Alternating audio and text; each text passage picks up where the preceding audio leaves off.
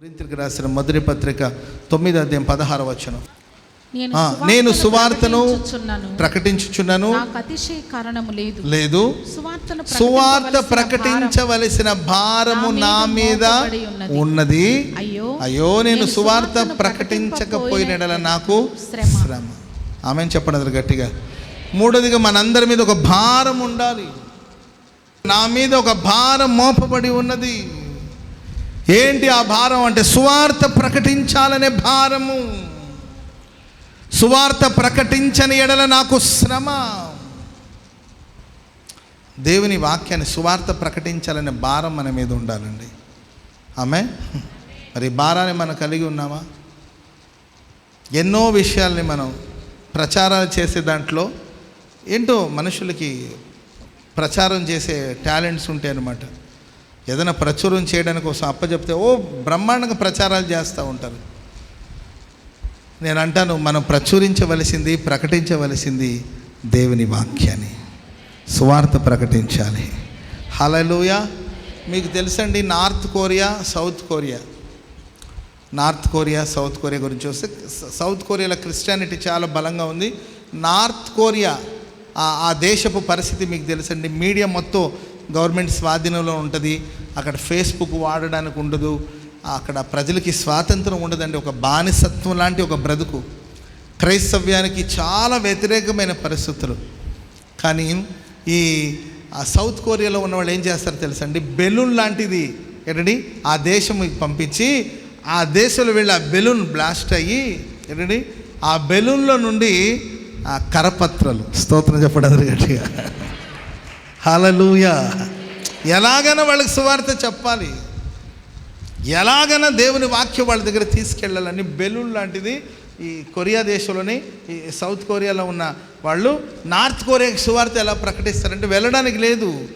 అక్కడ చాలా సమస్యలు ఉన్నాయి. కానీ ఎలాగైనా వాళ్ళకి దేవుని వాక్యాన్ని అందించాలని చెప్పి పెద్ద పెద్ద బెలూన్ లాంటిది గాల్లో పంపించి అది అక్కడ పగిలిపోయి అక్కడ నుండి దేవుని వాక్యం కరపత్రాలని వాళ్ళకి పంపించి అక్కడ వాళ్ళు దాన్ని చదివి దేవుని ఆరాధించేటట్లు ఏదో ప్రయత్నం.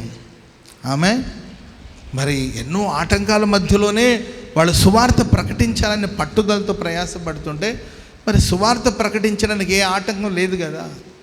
ప్రపంచం సంగతి పక్కన పెట్టి కనీసం నీ కుటుంబ సభ్యులకి, నీ ఫ్రెండ్ సర్కిల్లో మత ప్రచారం గురించి నేను చెప్పట్లేదండి. మతం గురించి ప్రభు ఎక్కడ మాట్లాడలేదు. మతాన్ని మార్చుకోమని ప్రభు చెప్పలేదు. క్రైస్తవ్యం అనేది మతం కాదు, ఇది ఒక మార్గం. యేసుక్రీస్తుని గురించి మనం ప్రకటించాలి. ఆయన పాపుల రక్షకుడు, ఆయన అందరికీ ప్రభువు. ఆయన రక్తం సమస్త విధమైన పాపం నుండి మనల్ని విమోచించి విడిపించి మనకు రక్షణ సంతోషాన్ని దయచేస్తుంది కనుక ఆయన రక్తాన్ని ప్రకటించండి, ఆయన వాక్యాన్ని ప్రకటించండి, ఆయన రక్షకుడని ప్రకటించండి, ఆయన మోక్షానికి మార్గం అని ప్రకటించండి, ఆయనే జీవం అని ప్రకటించండి. సువార్తను ప్రకటించాలనే భారం మన ఒక్కొక్కరి మీద ఉండాలి. Praise the lord. హల్లెలూయా. ఎన్నో విధాలుగా దేవుని వాక్యాన్ని ప్రకటించడానికి కోసం అనేకులు ప్రయాసపడుతున్నారు. ఫోన్లు ఉన్నాయి.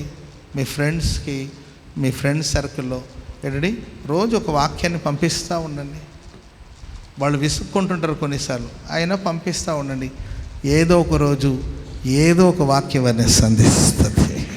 ఆమెన్ చెప్పండి అందరూ గట్టిగా హల్లెలూయా.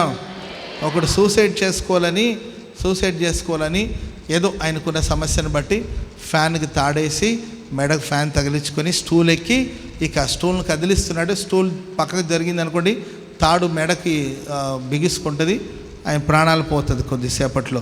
ఆ లోపల ఎవరో వచ్చి తలుపు కొట్టారండి. సరే వెంటనే ఎవరైనా మళ్ళీ లోపలికి వస్తారని వెంటనే తాడు తీసుకొని బయటకు వచ్చి చూశారండి. కరపత్రాన్ని పంచే ఎవరో ఒకరు మొత్తం మీద ఒక కరపత్రికనిచ్చి యేసుప్రభు గురించి ఒక పత్రికని ఇచ్చేసి వాళ్ళు వెళ్ళిపోయారు. సరే చనిపోయే ముందు ఏంటో ఇదని అట్లా ఓపెన్ చేసి చూస్తే, నువ్వు మరణిస్తే ఎక్కడికి వెళ్తావని ఉందనమాట దాంట్లో. Praise the lord. ఆ తర్వాత చిన్న ఏంటంటే ఆ కరపత్రికలో ఉన్న ఆ విషయాలు చదివి యేసుప్రభు నమ్ముకొని మరణం నుండి జీవానికి దాటించబడ్డట్టు. స్తోత్రం చెప్పండి అందరూ గట్టిగా. గట్టిగా హల్లెలూయా. సౌత్ కొరియా దేశంలో పాల్ యాంగ్విచ్ గారు ఉన్నారండి. ఆయన మరణ పడకలో ఉన్నప్పుడు ఒక చిన్న పాప ఇచ్చిన ఒక చిన్న పుస్తకం, బైబిల్ ఒక చిన్న పుస్తకం, మేబీ యోహాను సువార్త అనుకుంటాను.